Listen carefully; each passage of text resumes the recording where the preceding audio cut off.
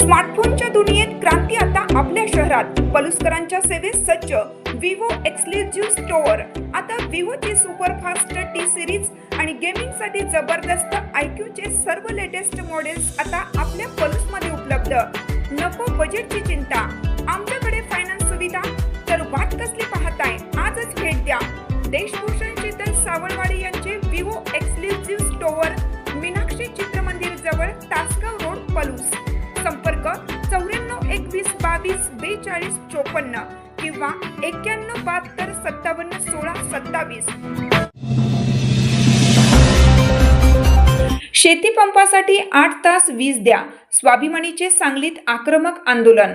शेती पंपासाठी मिळणाऱ्या विद्युत पुरवठ्यात 2 तासांची कपात केल्याच्या निषेधार्थ स्वाभिमानी शेतकरी संघटनेने महावितरण कार्यालयावर जोरदार ठिय्या आंदोलन करत प्रशासनाविरोधात तीव्र संताप व्यक्त केला. जिल्ह्यातील विविध भागातून आलेल्या शेतकऱ्यांनी महावितरणच्या कारभाराविरोधात घोषणाबाजी करत परिसर दणाणून सोडला. सध्या प्रचंड उष्णतेच्या पार्श्वभूमीवर ऊस, द्राक्ष, केळी, भाजीपाला तसेच अन्य पिकांना मोठ्या प्रमाणात पाण्याची गरज आहे. त्यातच सोयाबीन पेरणीचा हंगाम सुरू असल्याने वीज कपातीमुळे शेती धोक्यात आल्याची भावना शेतकऱ्यांनी व्यक्त केली. आधी डिझेल टंचाई, वाढते उत्पादन खर्च आणि सरकारच्या चुकीच्या धोरणांमुळे शेतकरी अडचणीत आहे. त्यात आता वीज कपातीमुळे हातातोंडाशी आलेली पिकेही वाया जाण्याची वेळ आली आहे, अशी तीव्र प्रतिक्रिया आंदोलनकर्त्यांनी दिली. यासोबतच ग्रामीण भागात पूर्वसूचना न देता जबरदस्तीने स्मार्ट मीटर बसवले जात असल्याचा आरोप करत स्वाभिमानी शेतकरी संघटनेने त्यालाही तीव्र विरोध दर्शवला. आंदोलनादरम्यान महावितरणच्या मुख्य प्रवेशद्वाराला कुलूप लावण्यात आले होतं आणि मोठा पोलीस बंदोबस्त तैनात करण्यात आला होता. तरीही स्वाभिमानी शेतकरी संघटनेचे कार्यकर्ते गेटवर चढले आणि जोरदार घोषणाबाजी सुरू केली. काही काळ परिसरात तणावपूर्ण वातावरण निर्माण झालं होतं. तब्बल 2 तास शेतकऱ्यांनी कार्यालयासमोर ठिय्या आंदोलन केले.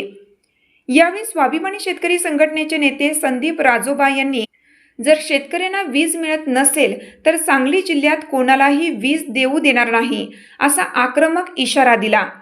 अखेरीस महावितरणचे अधीक्षक अभियंता आशिष मेहता यांनी आंदोलनस्थळी येऊन निवेदन स्वीकारले व शिष्टमंडळाशी चर्चा केली.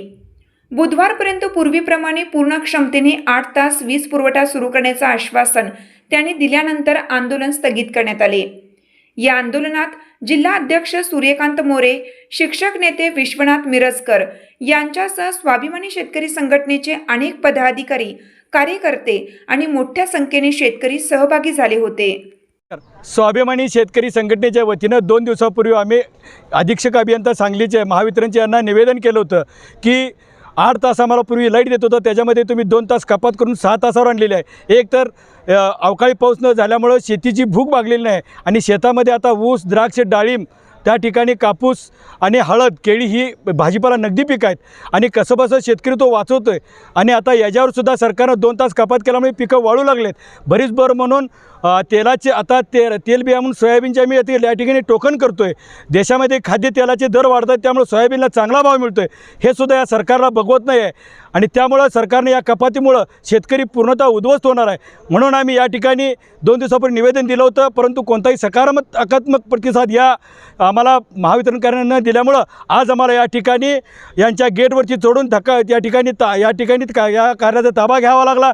त्या ठिकाणी आता आमचं शिष्टमंडळ चर्चेत गेलं आहे. जोपर्यंत आम्हाला पूर्वीप्रमाणे 8 तास वीज दिली जाणार नाही, तीसुद्धा विना कपात, विना आधेमध्ये घालवता देणार नाहीत.